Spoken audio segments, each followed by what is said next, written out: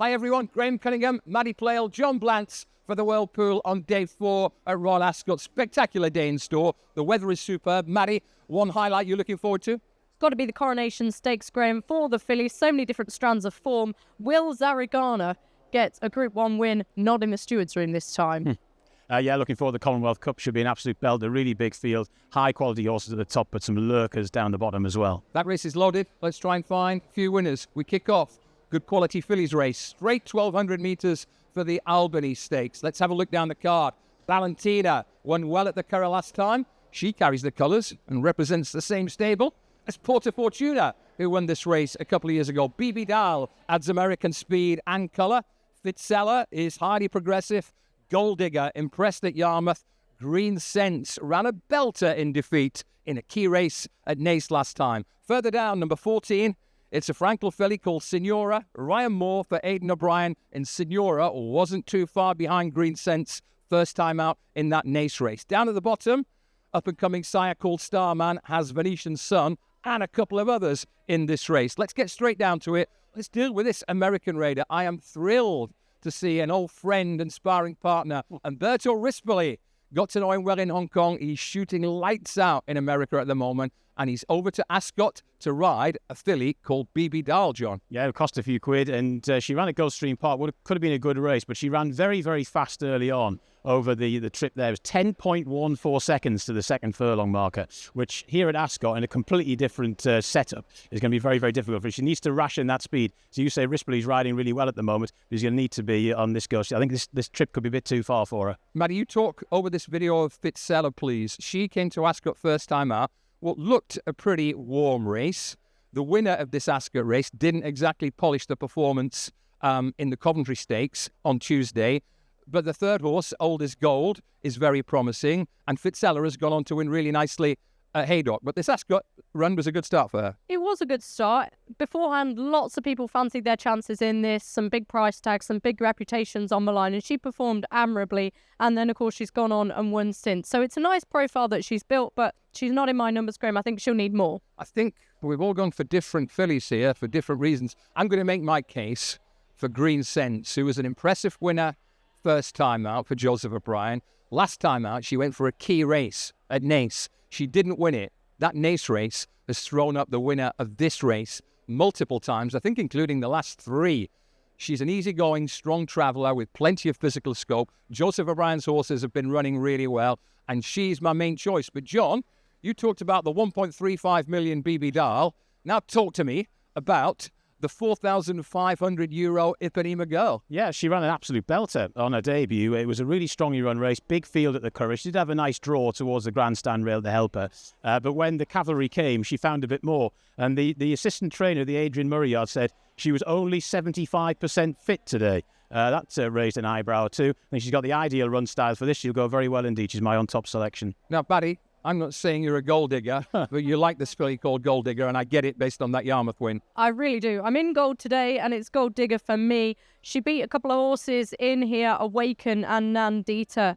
Both Nandita and America have come out and won since from that Yarmouth win. It was the closing effort that really caught my eye. She looked like she was just getting the hang of things, showed a lot of raw ability. I think she's going to be a very, very tough to beat. Closing splits, 10.57, 10.4, 11.18. She's been quitting that filly. Let's wrap up the Albany Stakes, John, with your top 4 in reverse order, shall we say? We're going to go with 9 Ipanema Queen on top. Gold Digger, as Maddy's made the case for, the 6 in for second. Signora needs to improve, but she's from that race you were talking about there over in Ireland. And Fitzella, I think this is going to be a more difficult task for her, but she might be up for it. So 9, 6, 14 and 5. Yeah, I thought the Yarmouth performance of Gold Digger was just full of promise. So it's number 6 on top for me, followed by 17, 2 and 14. Keen on this Green Sense. I think she's one of my stronger 2-year-old fancies of the week. It's 7, 6, 2 and 5 for me in race 1, day 4, the Albany Stakes. Race 2, day 4, Royal Ascot is the Commonwealth Cup. Group 1, 1,200 metre race for 3-year-old sprinters. And this race is absolutely loaded. Let's have a look down the dance card. Number 5, Big Mojo, is a proven Ascot performer. Number 7, Ides of March, has a little bit to find, but I still think he's on the upgrade. John Quill brings classic form over a mile to Ascot at 1200. Shadow of Light. Can't have had too many champion 2-year-olds in this race. Here's Shadow of Light. Couple of Group 1s last year and an excellent third in the 2000 Guineas. Strong Warrior would have been a very strong fancy for a handicap here. It's significant that Richard Fahy, who's won this race, brings him for the Group 1 instead. Whistle Jacket is a Group 1 winner. Arabian Dusk ran a belter last time. Babouche is a high-quality Irish filly. Leovani won at Royal Ascot last year. You get the picture. This is an excellent race. And I haven't even mentioned the American Raider, She's So Spicy, down at the bottom. Let's get straight into the video clues here. And I'll take the floor with John Quill because I really like this horse. Very impressive first time out for Sir Michael Stout last year. He's changed yards. He's now with Andrew Balding. He rocked up at 1400 in the Greenham, won it impressively, and we pick him up in a French Guineas that was run at a blistering gallop. So hats off. My top hat is off to John Quill for attending that strong pace and battling on really well until Henri Matisse swooped at the death. I think he's going to be every bit as effective back at 1200 metres, and I'm making, I hope, a persuasive win and place case for him. But I've got a couple of shadows next to me. Shadow of Light, Maddy Playle, was champion 2-year-old, and he looked every bit as good when quickening well for third in the 2000 Guineas. Yeah, not many horses win a Middle Park and go on to win the Dewhurst Grey, and that's exactly what Shadow of Light did. And he lost so little in defeat, went up to a mile in the 2000 Guineas last time. That form's already been advertised this week with Field of Gold winning the St James's Palace. Ruling Court, the winner, was back in third. On ratings, this horse is 120. It's going to take a big performance from something else to get up to that level, I think. And I think he probably just is a sprinter as well. This is probably more his trip. Anything to add to that, John? No, it was a really good run in the 2000 Guineas as well, against the speed bias as well, a bit like Field of Gold. So, yeah, loads to like about Shadow of Light. Big Mojo is a horse I'm going to throw to you, John, because he's got a very strong Ascot record. He's won here this season. He had a couple of Friday's rivals behind him. But it's not just Big Mojo I want you to talk about. I want you to also talk about Diablo Rojo. How's my pronunciation? Very good. Excellent, Graham. Yeah, can't fault it. Yeah, it was an interesting race, this. Big Mojo pulled quite hard early doors. Came home strongly, though, so that was a good pointer to this. I did like Diablo Rojo here, though, because they went, by Ascot standards, down the straight track quite slow, and there was a real power-packed finish, and Diablo Rojo gobbled up the ground in the closing stages. He's got a good draw, and he's hopefully going to be sitting off that pace and really surging home. So I don't think he's good enough to win, but he might run a good race at a big price. One more video for you to take on Maddy Playle. It's last year's Queen Mary. This form has a few grey whiskers like myself now. I just don't know whether she's quite good enough. Ascot is a plus. Her run at Haydock a couple of weeks ago was inconclusive, a messy race. Is Leovani good enough to come back to Ascot and shine in this? I don't think she is, Graham. This was a good performance. We know how key course and distance form can be here, but I just think she's going to be found wanting at this level. Colin Keane is riding for Juddmonte. He's the main man for Juddmonte nowadays, but he's going back to his roots with Babouche because his longtime boss, Ger Lyons, sends Babouche to Royal Ascot here. She is a high-quality filly. She dispensed with a good horse, Whistle Jacket, in very neat fashion last time. But Ger Lyons hasn't found it easy to win at Royal Ascot, John, but this is his best chance for a while, I think. No, she's got the ideal running style for this as well. She'd just be 2 or 3 lengths off the pace. She's got gate 18. She'd get nicely covered up near that grandstand rail. I've got her in for second. I don't think she's quite Shadow of Light, but she's not too far away. A loaded Commonwealth Cup. John, what are your numbers, please? Well, I'm going to go with Shadow of Light on top. Maddy's articulated the case extremely well. Babouche in there for second. Diablo Rojo, draw over the far side. Not a good draw, but still, I think in terms of race setup, should be going very well. And John Quill, after the French Guineas, I thought Jersey Stakes, definitely, but interesting that they've only gone for this. They've no equivocation. They want to run in the Commonwealth Cup. He's a big chance. I think this testing straight 6 furlongs is just going to be absolutely up Shadow of Light Street. Graham, he's on top, number 9 for me, followed by 8, John Quill.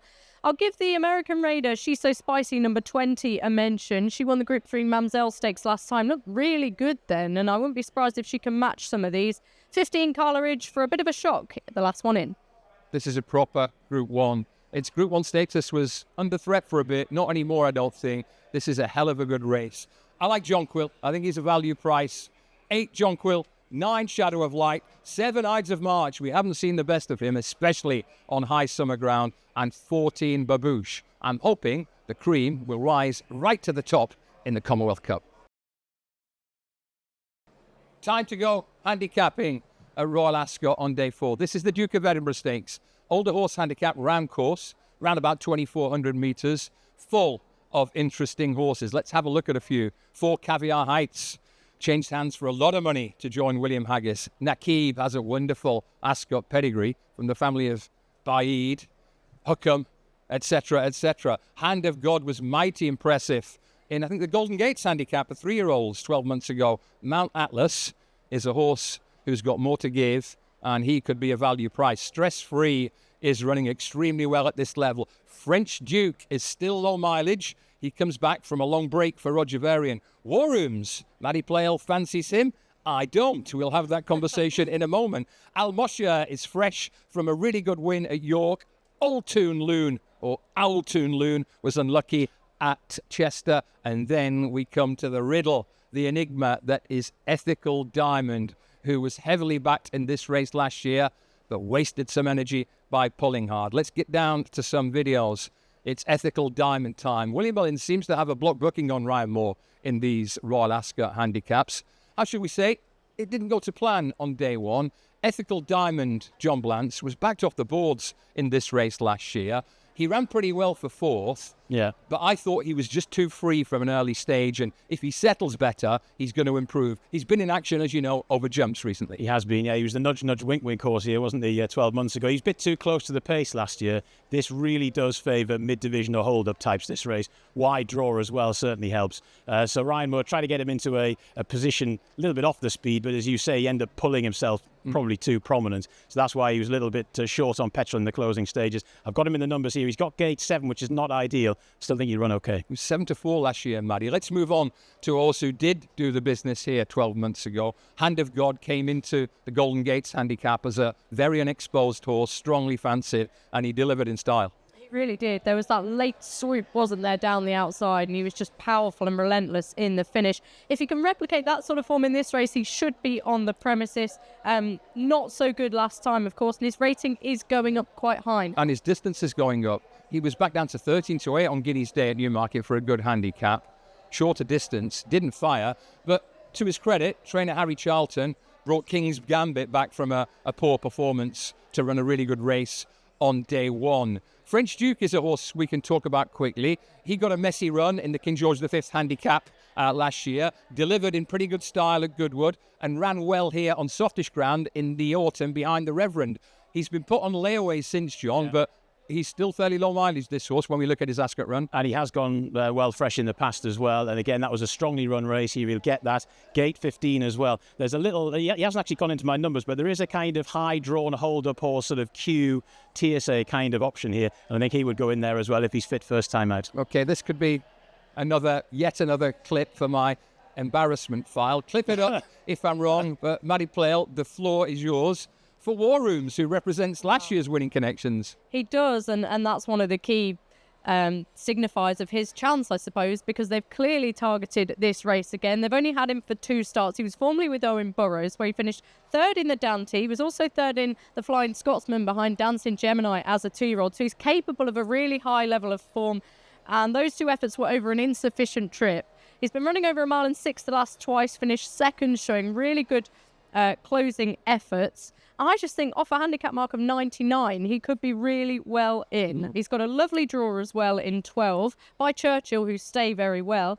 I think he's unexposed, Graham. I've just noticed that Colin Keane is riding for his old man Jerry again for the Wear of Pink Ribbon Syndicate. Yes. You got me worried now. John, wrap up a red-hot Duke of Edinburgh handicap, please. Well, we're all stress-free here at the Whirlpool, Graham, and I'm going to put stress-free. Gate 18, nicely held up off a strong pace here, will come through. Is in tremendously consistent form at the moment. Handicap has been quite kind, I think, too. Mount Atlas, you referenced, got good form here as well. Gate 17, hold-up horse. Ethical Diamond in for 3rd, I think, can still be part of the action here. And I'm going to give Hand of God one more chance. He was hopeless at Newbury, but I'm hoping he's not going to be hopeless here and revives memories of 12 months ago. It was Crystal Black last year, Graham, for the Keens. I'm hoping this time around it's going to be War Rooms number 13, followed by 18, 14 and 12. It was crystal clear last year for Crystal Black. It's a tough one this time around. I'm going to take my chance. Here we go again. ethical diamond. I still think he has more to give on the flat. He's low mileage. If he settles, he's a major player. My bigger priced horse is number 8, Mount Atlas, a gorgeous looking horse. He was in very deep against Illinois and Al Kareem at Chester last time, but he ran very well. 12, French Duke after the break, still has improvement in him. And 6, Nakib is a big price lurker here. 18, 8, 12, and 6 for me in the Duke of Edinburgh. And with all due respect to Maddy Playle, please don't let this War Rooms win. Race 4, day 4, Royal Ascot, the Coronation Stakes, a tremendous test on the round mile, 1,600 metres for some of the best 3-year-old fillies around. Let's have a look at the main players. Number 2, Sasseni, ran really well in the Irish Guineas. She's a long shot to keep an eye on. Chantilly Lace was a very good 5th at Newmarket, but she is still lacking in experience. Exactly represents Aidan O'Brien and Ryan Moore. She's not a superstar, but she's very solid and consistent. Thalakea could be any kind of good. A superb pedigree and 2 very impressive wins, and she adds the fire on the front end here. Flight didn't shine at the Curragh, but ran a belter in the English 1,000 guineas. Kontiki is unbeaten with plenty of scope for more improvement. Simmering reached a place at Newmarket, and here we go. The big French hope of the week amid a strong team is Zaragana, who might just be perfectly suited by this race. Let's start with Zaragana, Maddy Playle. She was always highly regarded. She comes from a tremendous family. Her granddam is the mighty Zakava. She was an excellent 2-year-old. And in the French 1,000 guineas, it was, how shall we say, filled with drama, both in the race and afterwards. Take us through this. Yeah, and even before that, Graham, she was a strong fancy for the Prix Marcel Boussac on Arc Day, and she was beaten by a stablemate. So they were expecting her to win that. They're expecting great things this season. And yeah, she was carried off her line in the French 1,000 guineas by She's Perfect. Of course, was awarded the race in the stewards' room. They contested it, but the result remained the same. Mikel Barcelona lost his whip as well that day. Look, undoubtedly, she's a very high-class filly. She's got a great turn of foot, but we need to see her now put it all together and do things properly, I think. John, sometimes you look at French Raiders to Royal Ascot and you think, hello, faster ground. I look at this filly and think, hello, faster ground, yes please. Quick action hold-up filly with a turn of foot. You know I like a sectional time, Graham. This horse has recorded 7 sub-11 sectionals in her career so far. Now, a lot of those races in France are sit sprints, so that kind of lends itself to that anyway. Obviously, Falakea is going to run here, supplemented for the race. Tactically, this is a fascinating contest. Falakea is going to go like the clappers out in front, really try and draw the sting out of Zaracana. She might, but I don't think she will. When we look back at that French 1,000 guineas video, we should mention exactly who had every chance until she was squeezed close home. She doesn't have a lot to find with Zaragana. She may not have that filly star quality. Maddy, Falakea is 2 from 2.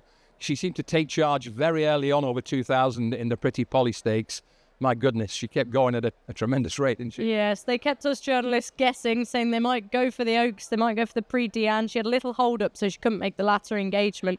But I think down to a mile is exactly what she wants. She's all about enthusiasm, pace, and letting her roll over this trip, I think, is going to be a good idea. Stall 2 looks ideal if she's going to go free rolling. Yeah, there's going to be no tactical niceties here. She's going to go straight forward. It's a fascinating engagement for her. The fact they've come down in trip and supplemented her for the race. I think it's going to be a terrific contest. I think she will give Zaragana lots and lots to do, but I think the French filly might just reel her in. We talked about this in James Palace Stakes on day 1. There's the battle of 3 guineas winners. When he got 1 here, and she got it in the stewards' room, Zaragana, we don't have Desert Flower, and we don't have Lake Victoria, who would have been money on here. So the stage is set, I think, for a duel between the best of Britain, perhaps, in Falakea, and the best of the French in Zaragana. Sum up this race, John, and give me your numbers, please. I'm going to go with Zaragana to just catch Falakea, but if Falakea can dictate some slightly slower sectionals out in front, if she's not taken on, she'll be difficult to reel in, but I'm going to go with the French filly over Falakea in for second. I've got in for third exactly. He's obviously got that Zaragana form. And Chantilly ran a good race in the Guineas here in the UK. I think she can round a bend. She can probably go well here too. I'm going for a bit of a shock, Graham. We've not mentioned Jane Chapel-Hyams' filly Kontiki, York winner, travelled all over a very, very strong field that day. I think there's some really high-quality fillies in behind her and just extended away nicely in the closing stages. If this is tough tactically, I wouldn't be surprised if she just came swooping late down the outside. I don't think we've seen the best of her yet. So it's 9 Kontiki for me on top. She also formerly beat a very good filly called Life is Beautiful, who I think we're going to see that form represented this week, followed by 6 Falakea, 11 Zaragona, and 3 Chantilly Lace. Yeah, compelling tactically, because Falakea is a very, very strong travelling horse. She'll roll forward from the inside gate, and it's the job of the French filly Zaragana not to get too far back and produce that turn of foot without a drop whip and without any steward's interference this time. It's 11, 6, 5, and 7. Allez France in the Coronation Stakes. Okay, let's get to it for race 5 on day 4 at Royal Ascot. This is a filly's handicap over the straight mile, 1,600 metres. It is the Sandringham Stakes and loads of interesting horses. Tabati, big weight, classy last year. Betty Clover, super consistent and ran very well at the July meeting here last summer. Silver Ghost has thrived for Emma Lavelle in handicaps, and she has got a good turn of foot. Supermodel, well-bred and fresh from a decisive win at Nottingham. Miss Nightfall ties in very closely with Silver Ghost. If you like one, probably like the other. Oolong Poobong, no idea what it means. I do like her progressive profile. Dash of Azor was a very straightforward winner at Kempton last time. And in the royal colours, Purple Rainbow for the Haggis stable and their Majesties. Now I think we'll start with Betty Clover, because she was tough and consistent last year. It looks like she's trained on well based on a couple of good runs in listed company. We'll go back to the Princess Margaret Stakes, John. She ran a belter. Yeah, she's very tough and consistent, but very rarely runs a bad race. She was a little outpaced here, but stayed on very well. Well, that's ideal now that she's tackling trips over a good bit further than the Princess Margaret Stakes. She ran very well in France last time in a race coincidentally called the Prix du Sandringham. And I think, from a good draw as well, she's got gate 23, I think, which is absolutely perfect. This race really favours hold-up horses like no other race in the whole week. And she's going to have the perfect pace set up here, so she'll go well. How about this for a story? A young lad called Warren Fentiman. I think he's only just turned 17. It's not too long ago he was riding in pony races. Here comes 17-year-old Warren Fentiman riding for the King and Queen at Royal Ascot on the well-bred Purple Rainbow, who comes here with a chance, no question about it. Tom Marquand, I think, rides stablemate Supermodel. Maybe couldn't quite do the weight, Tom, for Purple Rainbow, but she ran very well in a strongly contested minor event here on the Round Mile. I think she's a galloper rather than a quick nut, but with that £5 weight allowance, I have to think that Purple Rainbow could be a real headline maker for young Warren Fentiman. What a groove for him. Supermodel. That's the horse, not you, although you look fantastic, Maddy.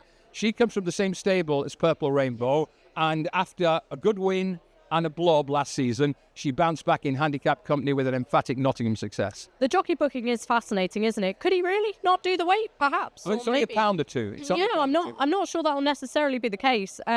Look, you only have to look at this filly to know why she's named what she is. She is stunning, and she's performed admirably on the track so far. As you mentioned, Graham, an easy winner at Nottingham last time, where she beat the filly Treasure, who is highly regarded, rated 98.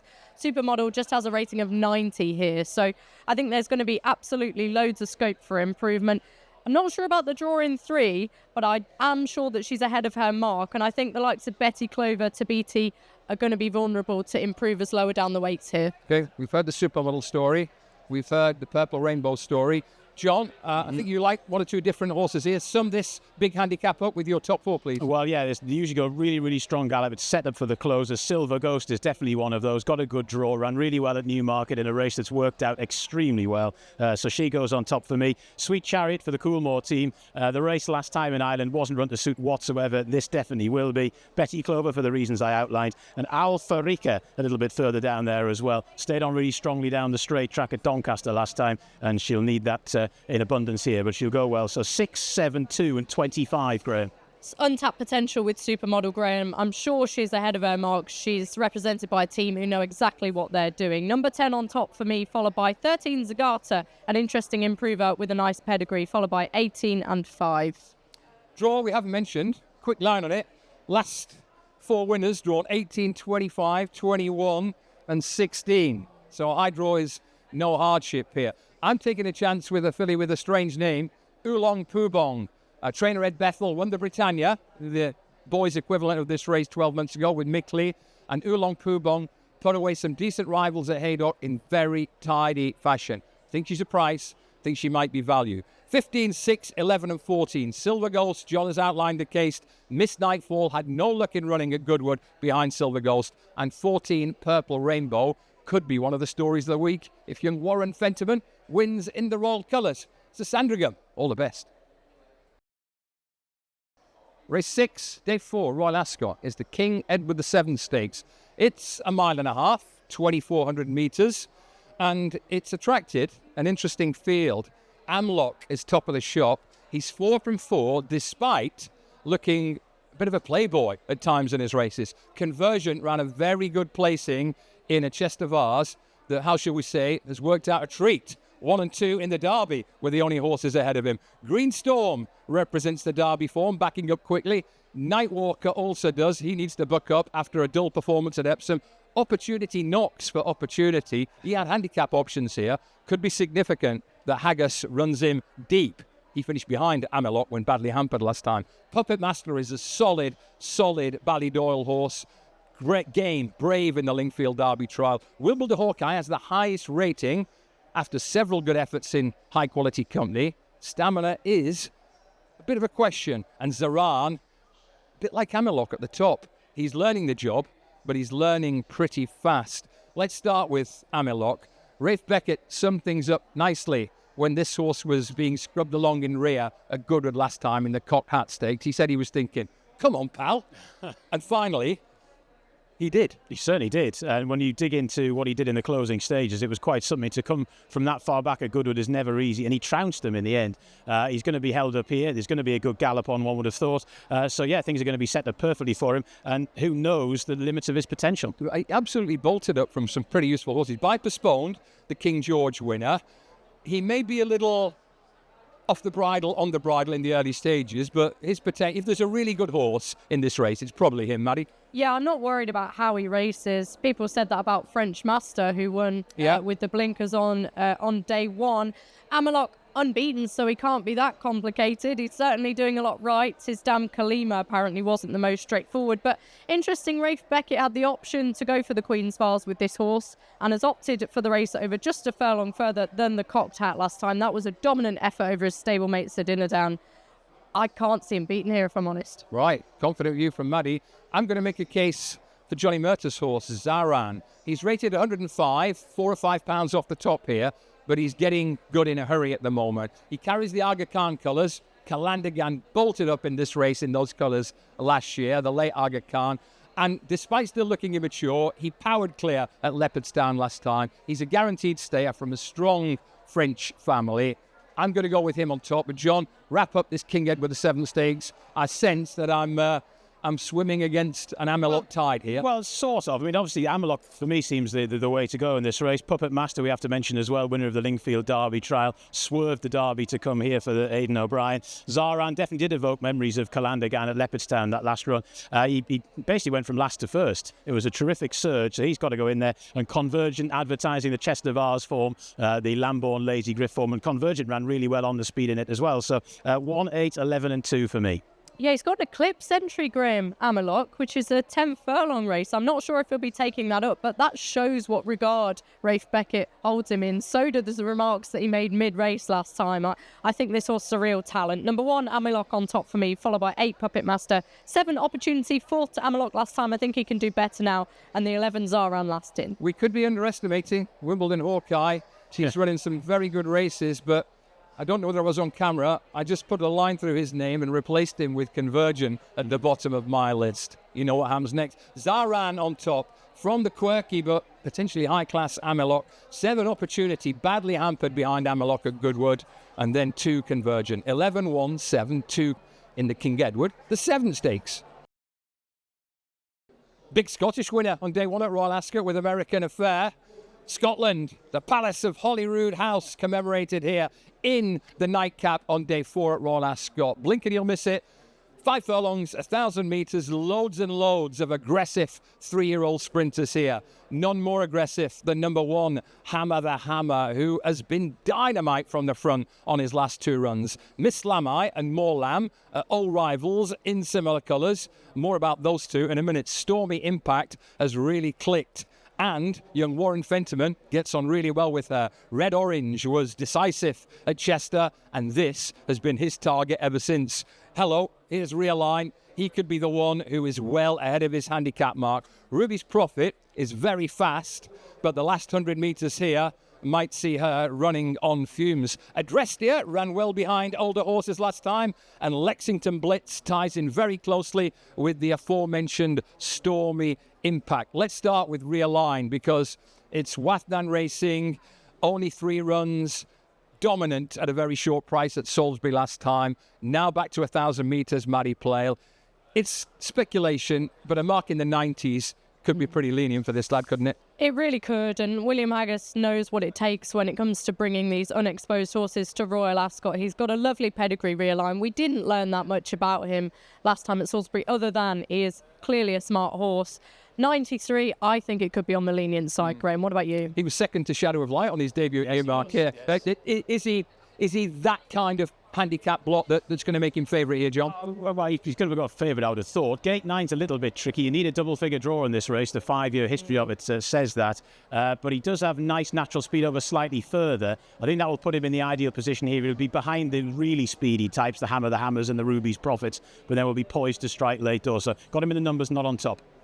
Okay, let's talk about one or two others. Stormy Impact really clicked in a very fast run race at Epsom on Derby Day. The Junior Dash, Lexington Blitz ran very well. Ruby's Prophet. Of that trio, Maddy, I like Lexington Blitz. I thought he ran a really good race from a slightly unfavourable draw in the middle. But Stormy Impact, the faster they go, the better she runs. Yeah, she's so firmly on the up. And as you say, the jockey booking is key. Warren Fentiman taking a valuable 5 off. Ruby's Prophet, I will give a positive mention. I think this is a horse who's been running really consistently and applying herself well. I wouldn't be surprised if she placed at least. Clive Cox, canny operator.